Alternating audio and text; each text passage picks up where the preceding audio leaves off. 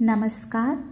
हिंदी श्रवण कौशल परीक्षा के अंतर्गत आज हम आपको एक पौराणिक कहानी सुनाने जा रहे हैं।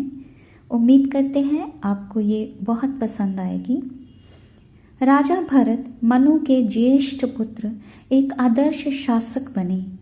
लोगों का कल्याण करना उनका प्राथमिक कर्म और भगवान विष्णु की भक्ति उनका एकमात्र धर्म था। कर्म इतने अच्छे थे कि वे शीघ्र ही आत्मा के हर दोष हर बंधन से मुक्त हो गए। जब वे वृद्ध हुए उन्होंने राज्य अपने पुत्रों को सौंप दिया, शरीर से राजसी वस्तुएं उतार दी और गंडकी नदी के किनारे स्थित पुलहा आश्रम में रहने चल दिए। वहां उन्हें एकांत मिल गया जो ईश्वर के निकट ले जाने के लिए चाहिए था। जल्द ही वह आश्रम भरत के पावन मंत्रों से गूंजने लगा। एक सुबह जब भरत सूर्य को अर्घ्य दे रहे थे तो एक गर्भवती हिरनी नदी के विपरीत तट पर पहुंची।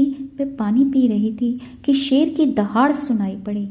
वे घबराकर जान बचाने के लिए नदी में कूदकर उसे पार करने लगी, लेकिन जलधारा में उसने प्राण त्याग दिए। उसके गर्भ से शावक बाहर आ गया। नन्हे शावक को छटपटाता देखकर भरत का हृदय द्रवित हो उठा।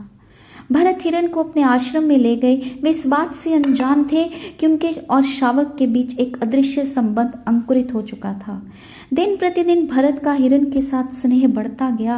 वे सोचने लगे कि प्रेम की नदी उनके भीतर अब तक कहाँ छिपी थी, जिसे वह हिरण का बच्चा बाहर निकाल लाया था। असहाय जीवों की सहायता करना पुण्य का काम है, इसका मेरे सिवा कोई नहीं, मैं ही इसे पालूंगा, भरत खुद से कहते रहते। समय के साथ भरत का प्रेम जुनून में बदल गया। हिरण की आवश्यकताओं को पूरा करना एकमात्र उद्देश्य बन गया।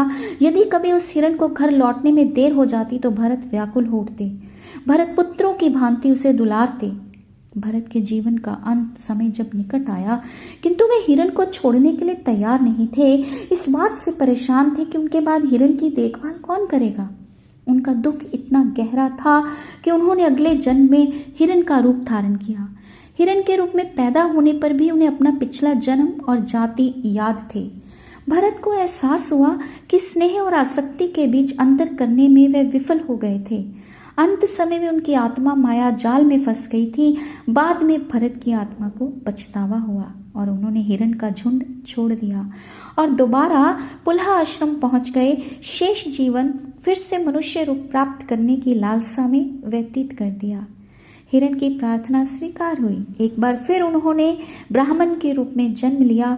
इस बार नया जीवन सर्वोच्च ज्ञान की खोज और परम ब्रह्म में मिल जाने के लिए समर्पित कर दिया। वे बहुत कम भूलते और हिलते थे, हमेशा विचारशील अवस्था में ही रहते थे। अंत में भरत की आत्मा ने अनासक्त होकर मुक्ति प्राप्त कर ली। आइए इससे संबंधित प्रश्नों पर नज़र दौड़ाते हैं और उसके उत्तरों को जानने का प्रयास करते हैं।